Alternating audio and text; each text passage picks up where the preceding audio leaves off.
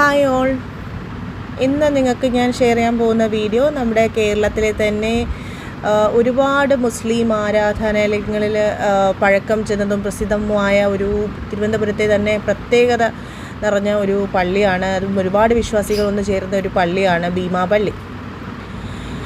ഈ ഒരു പള്ളിയിൽ ഒരുപാട് കഥകളുണ്ട് കേട്ടോ. അപ്പോൾ എനിക്ക് വലുതായിട്ട് അറിയില്ല, എന്നാലും കുറച്ച് കാര്യങ്ങളൊക്കെ അറിയാം. ഇത് ഒരു അമ്മയും മകനെയും ഖബറടക്കിയ ഒരു സ്ഥലമാണ്, അന്ത്യവിശ്രമം കൊള്ളുന്ന സ്ഥലമാണ്.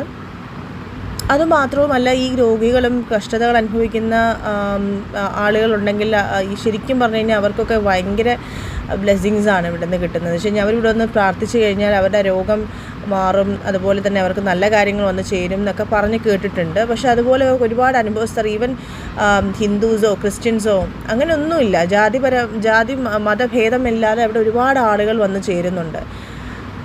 ഓക്കെ, അപ്പം നല്ലൊരു പള്ളിയാണ്. അതുപോലെ തന്നെ നമുക്ക് നമ്മുടെ ആഗ്രഹം പെട്ടെന്ന് സാധിച്ചു തരുമെന്നാണ് പറയുന്നത്.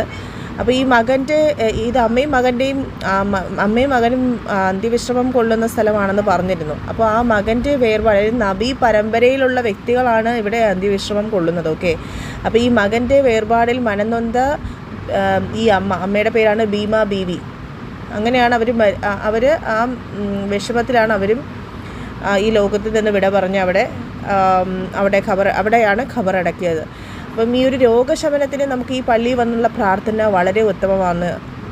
ആളുകൾ തന്നെ വിശ്വസിക്കുന്നു, അത് നടക്കുകയും ചെയ്യുന്നുണ്ട്.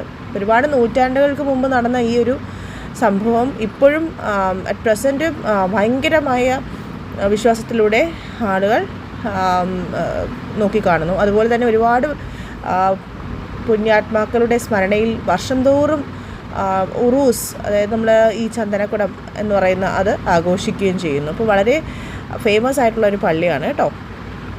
ഇത് ഏറ്റവും കൂടുതൽ പോലീസ് വെടിവെപ്പ് നടന്ന ഒരു സ്ഥലവും നമ്മുടെ തിരുവനന്തപുരം ഭീമാപള്ളിയാണ്. കേരളം കണ്ട ഏറ്റവും വലിയ പോലീസ് വെടിവെപ്പ് എന്ന് അറിയപ്പെടുന്നത്. പിന്നെ അതുപോലെ തന്നെ 50ഓളം പേർക്ക് വെടിയേറ്റ് പരിക്കേൽക്കുകയും ചെയ്തിട്ടുണ്ട്. അപ്പം അതാണ് ആക്ച്വലി ശരിക്കും പറയുന്നത്. പിന്നെ ഏത് രോഗത്തെ ശമിപ്പിക്കാനും കഴിയുന്ന ഒരു വിശ്വസിക്കാം നിങ്ങൾക്ക്. അത്രയും ദിവ്യ ഔഷധ ഗുണങ്ങളുള്ള ജലം ലഭിക്കുന്നു. അതായത് മരുന്ന് കിണറെന്നൊക്കെ പറയുന്ന ഒരു അത്ഭുത ജലസംഭരണിയൊക്കെ ഇവിടെ ഉണ്ട് കേട്ടോ. അപ്പോൾ ദിവ്യജലം ലക്ഷ്യമായി 2 കിണറുകളാണ് ഇവിടെ ഉള്ളത്. അപ്പോൾ ഒന്നിൽ തണുത്ത വെള്ളവും ഒന്നിൽ ചൂടുവെള്ളവുമാണ് പറയപ്പെടുന്നത്. അപ്പോൾ ഈ വെള്ളത്തിൽ കുളിക്കുന്നതിനും കുടിക്കുന്നതിനുമായി ശേഖരിക്കുന്നതിനും ഇപ്പോഴും ഇവിടെ ഭയങ്കര തിരക്കാണ് കേട്ടോ ഇതിനൊക്കെ ചെയ്യാനായിട്ട്. കാര്യം നമ്മുടെ ആവശ്യം ഇത് നമ്മൾ സമർപ്പിച്ച് കഴിഞ്ഞാൽ നമ്മുടെ കാര്യം സാധിച്ചു കിട്ടും. ഇപ്പോൾ പള്ളിയുടെ എത്ര പഴക്കമുള്ള ഒരു കിണർ വറ്റിയിട്ടില്ലെന്നാണ് പഴമക്കാർ സാക്ഷ്യപ്പെടുത്തുന്നത്.